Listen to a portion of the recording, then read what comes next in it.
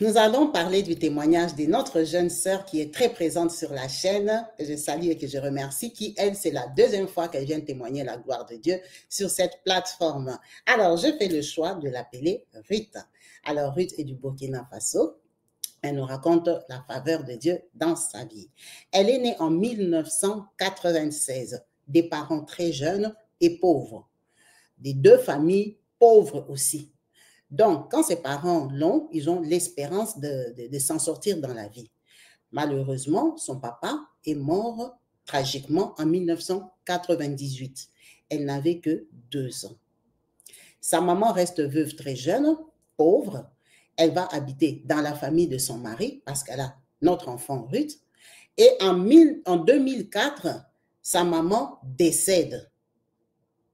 Quand sa maman décède, elle est restée livrée à elle-même dans la famille de son père. Elle est donc contrainte à vivre avec ses oncles et ses tantes paternelles qui prennent le plaisir de la maltraiter jusqu'à ce que l'un d'eux décide carrément de l'emmener chez lui.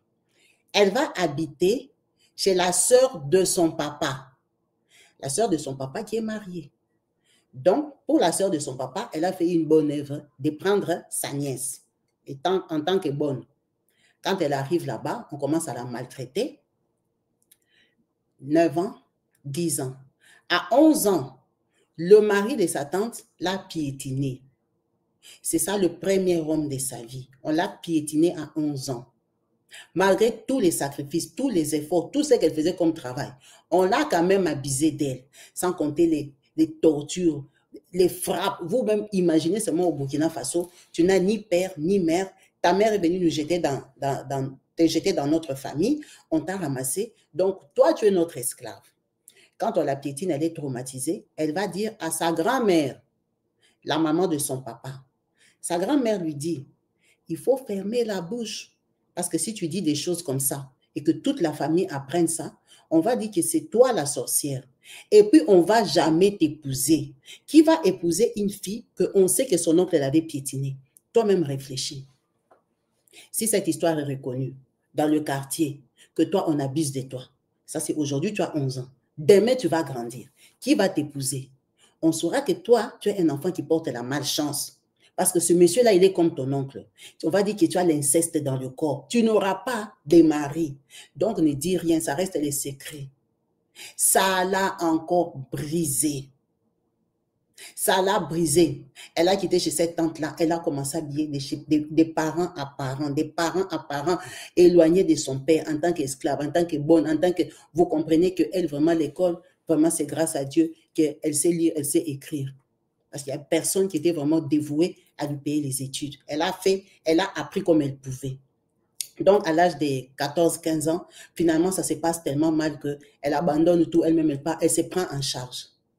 Quand elle se prend en charge, elle devient petite bonne domestique dans les restaurants des gens, elle commence à se débrouiller. Elle fait des colocations avec des copines et tout ça. Donc, elle est devenue un enfant livré à elle-même.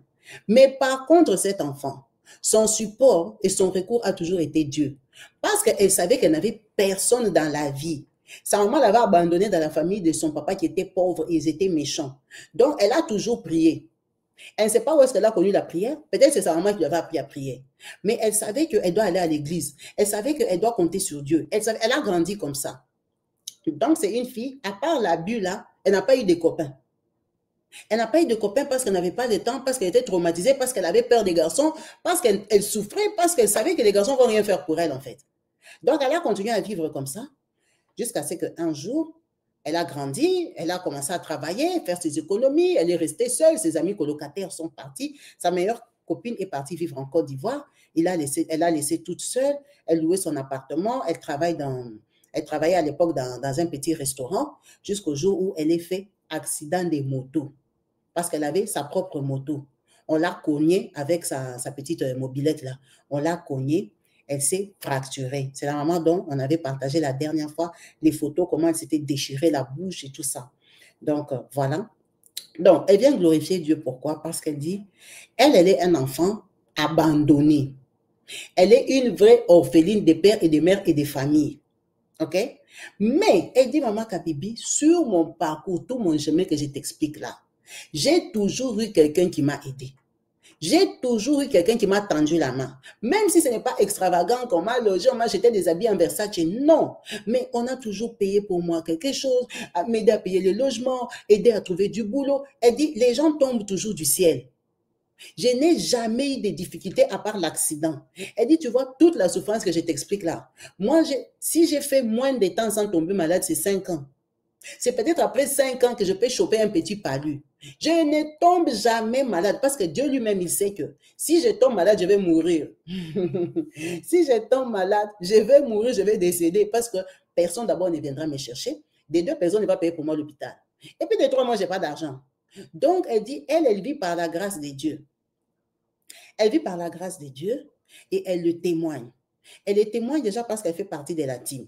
Parce que dans cette team, quand elle avait partagé son histoire, beaucoup de gens s'étaient réveillés pour elle. Beaucoup de gens ont voulu l'aider. Beaucoup de gens se sont démerdés. Il y a une maman de la team qui a carrément fait des recherches pour elle, envoyé son dossier chez des médecins, chez un médecin français qui a accepté de prendre son dossier. Et on croise les doigts que cette histoire-là marche, que son dossier aille jusqu'à la fin, que le médecin vraiment arrive à faire une prise en charge complète pour qu'on vienne leur opérer de la mâchoire. Mais malgré ça, c'est une fille très joyeuse. C'est une fille qui prend la vie du bon côté. C'est une fille qui travaille, elle se débrouille, elle va dans un petit restaurant la nuit. Elle va aider la dame à faire la cuisine, le ménage et tout ça. Parce qu'elle a toujours fait ça. Et la journée, elle part se débrouiller au port.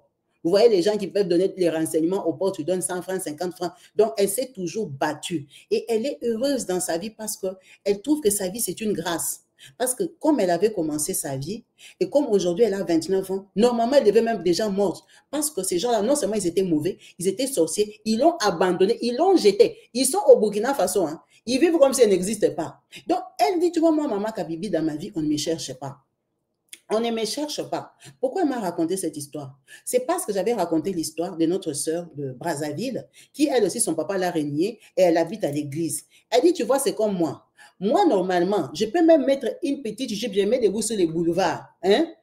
Je peux faire ce que je veux, je peux piétiner avec tout le monde, donc je peux avoir une sale vie. Je n'ai de compte à rendre à personne. Moi, dans ma vie, je suis seule. Je suis seulement moi et Dieu.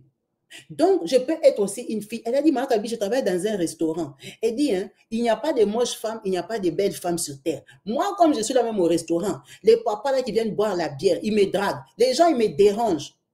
Ils me dérangent malgré que je suis derrière là. Il y a toujours des occasions. Les chauffeurs des taxis, elle dit, même dans le voisinage. Donc, si je suis une fille qui a le gros cœur, je peux commencer à piétiner même pour récupérer l'argent.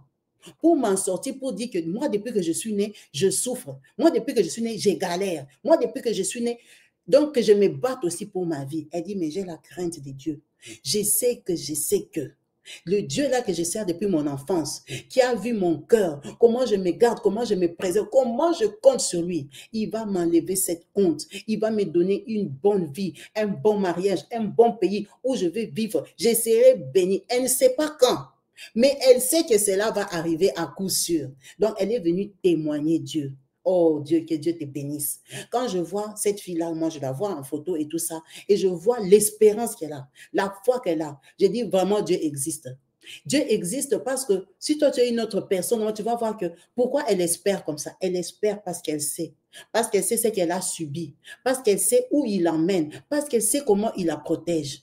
Parce qu'elle sait que même si elle a fait l'accident, même si c'est grave, même si elle doit aller faire les radios, même si elle doit aller se faire opérer, même si, je ne sais pas, elle a une vis ou quoi, je ne me souviens plus très bien, excuse-moi, dans son corps ou quoi qu'on doit lui faire là. Elle n'a pas l'argent, mais elle sait elle ne va pas mourir et elle sait qu'elle aura une belle vie. Elle sait qu'elle aura une belle vie. Elle a une foi de roc. Elle a une foi incroyable. Elle compte tellement sur Dieu que, effectivement, Dieu est son dernier recours. En tout cas, merci beaucoup, maman, pour ton partage, en espérant que ça va motiver une personne. Comme je dis, nous sommes plusieurs, on regarde des vidéos, on n'a pas les mêmes situations, on n'a pas les mêmes problèmes, on n'a pas les mêmes soucis dans la vie. Il y en a qui sont très riches sur cette chaîne, il y en a qui n'ont rien aussi sur cette chaîne, il y en a qui ne savent même pas comment ils vont commencer la vie sur cette chaîne, mais on prie tous le même Dieu. Et on l'appelle un Dieu juste. Vraiment, gardons la foi et l'espérance parce que, comme on dit, ce n'est pas une chose facile d'être croyant, d'être chrétien. Merci beaucoup, maman. Que Dieu te bénisse et continue à t'encourager, à t'accompagner dans tout ce que tu fais et tu entreprends, car tu es une enfant bénie. Tu portes la couronne de gloire et de grâce. Un jour, à coup sûr, il agira comme toi-même tu l'as dit. Merci à vous tous.